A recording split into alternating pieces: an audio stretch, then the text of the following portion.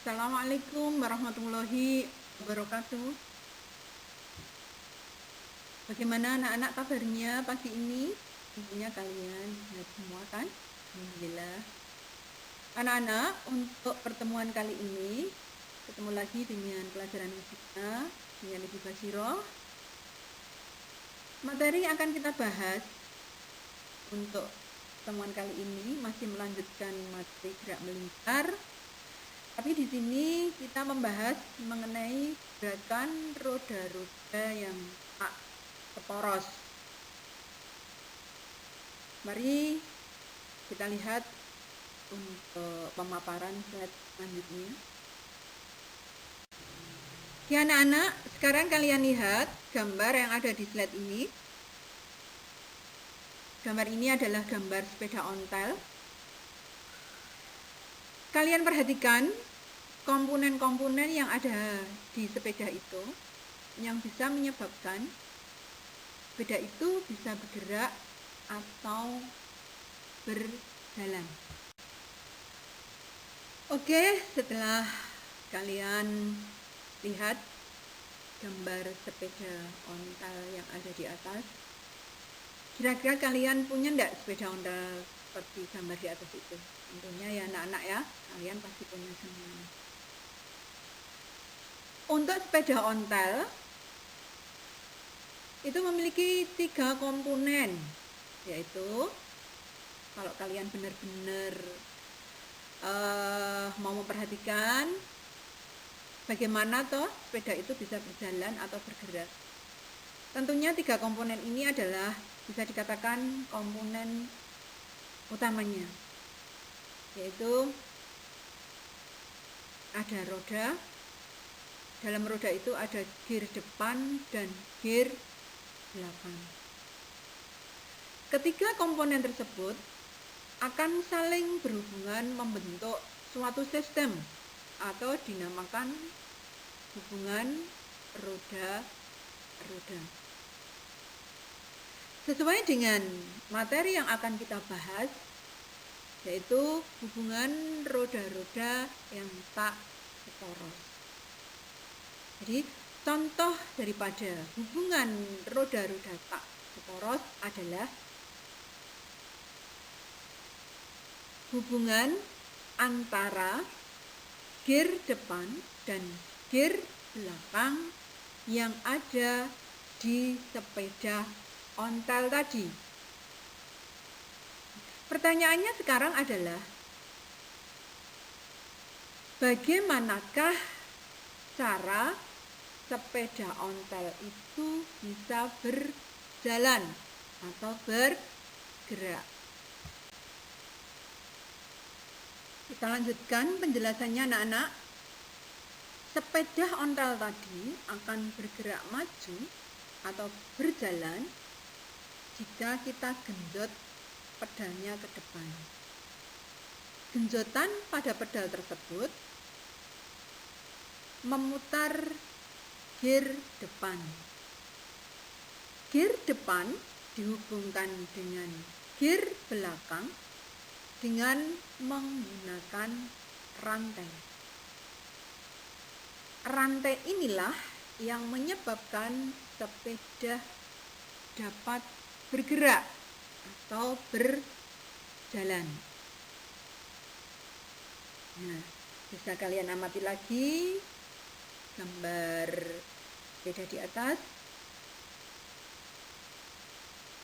Antara gear depan dan gear belakang dari sepeda itu memang dihubungkan dengan rantai. Sementara itu, bisa juga kalian lihat gear belakang dan roda belakang mempunyai satu pusat atau berada pada satu as. Nah,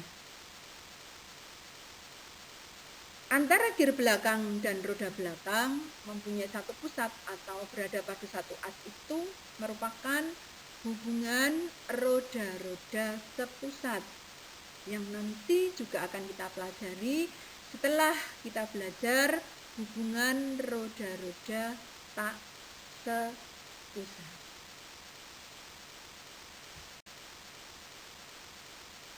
Kita lanjutkan anak-anak. Kalau tadi di slide di atas tadi kalian bisa melihat gambar sepeda ontelnya. Sekarang kalian perhatikan ilustrasi daripada roda-roda tak seporos dari sepeda tadi. Dimana roda-roda tak seporosnya kita ambil, yaitu hubungan antara gear depan dan gear belakang daripada sepeda ontel tadi. Kita lihat di sini, untuk gear depan itu bergeraknya adalah gerak melingkar. Untuk gear belakang bergeraknya juga gerak melingkar. Nah, untuk gear depan karena gerak melingkar, maka kecepatannya dinamakan dengan kecepatan anguler atau kecepatan sudut yang disimbolkan dengan omega A. Sedangkan gear belakang itu kecepatannya dinamakan kecepatan sudut juga yang disimbolkan dengan omega B.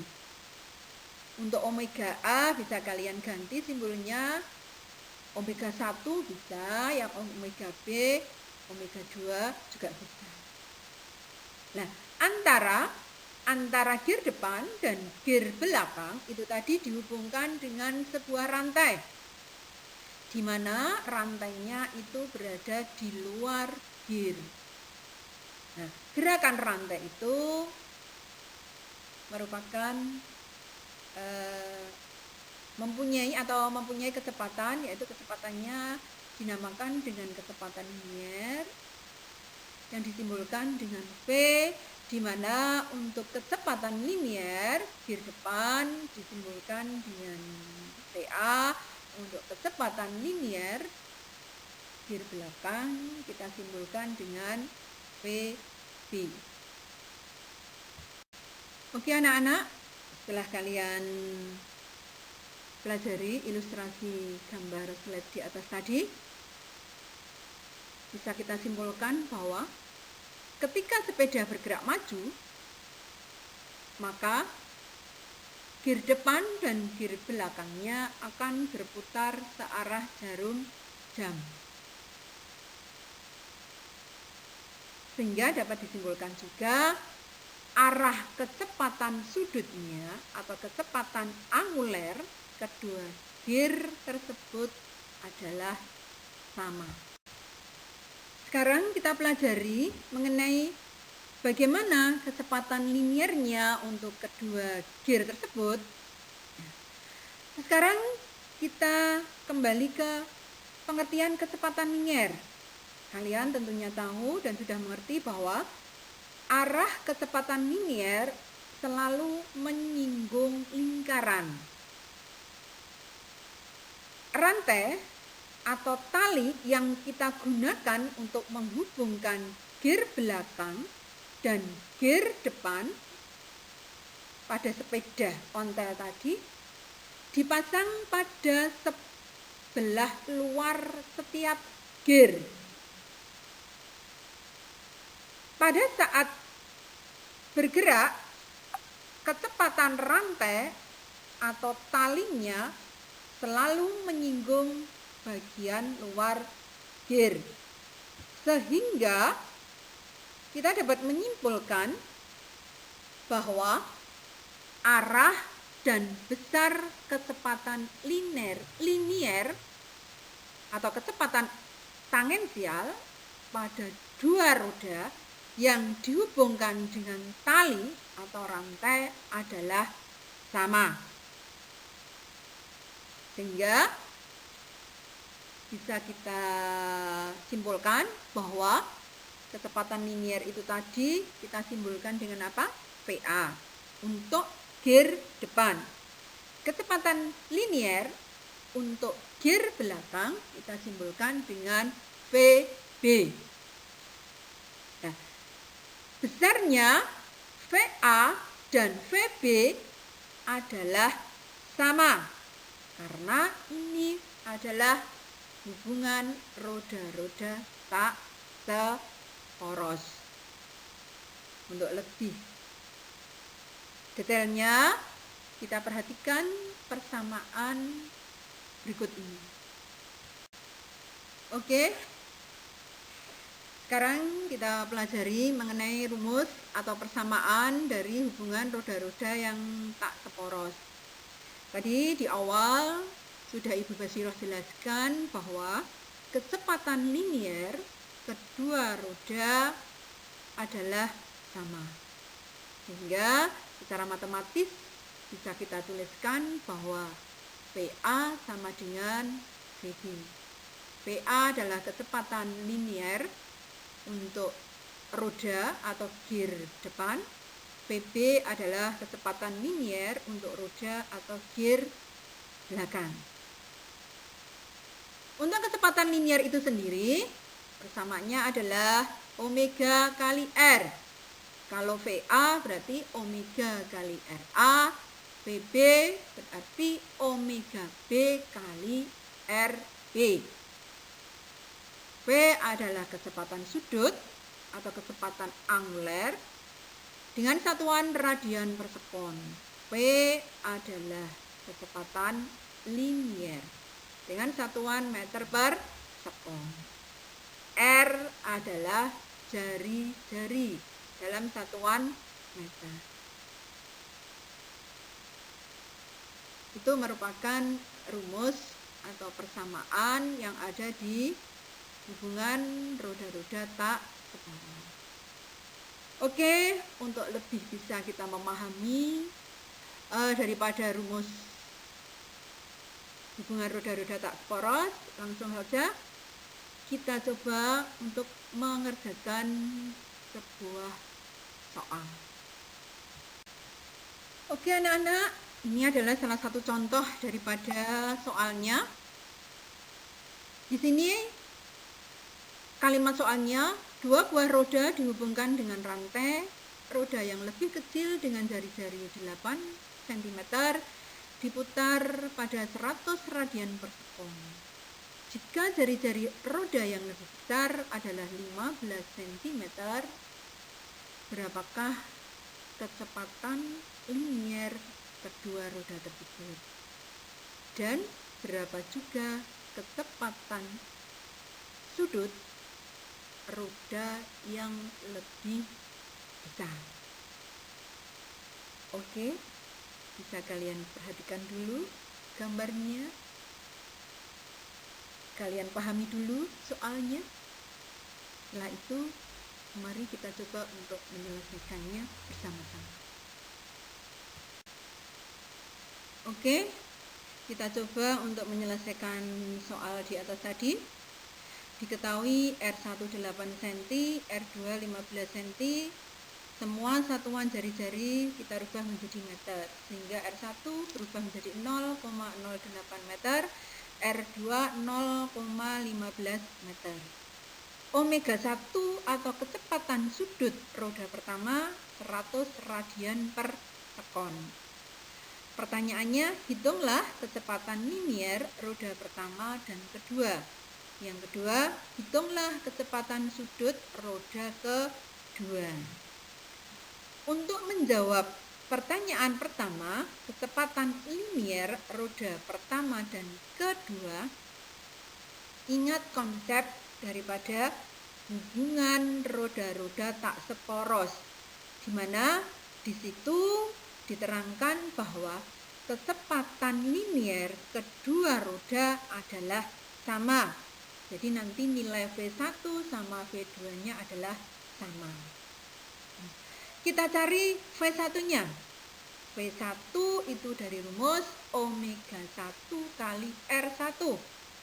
Omega 1-nya kita masukkan 100, R1-nya 0,08. Sehingga ketemu V1 8 meter per sekon. Sesuai dengan konsep tadi bahwa nilai V1 sama dengan V2. Berarti kalau kita sudah mencari nilai V1, otomatis nilai V2 juga akan ketemu juga. Sehingga V1 8 meter per sekon, V2 juga 8 meter per sekon. Pertanyaan kedua, Hitunglah kecepatan sudut roda kedua. Nah, rumus yang kita pakai itu adalah tetap sama, V2 sama dengan omega 2 kali R2. Sehingga dari rumus itu omega 2 kalau kita jabarkan berubah menjadi rumusnya V2 per R2.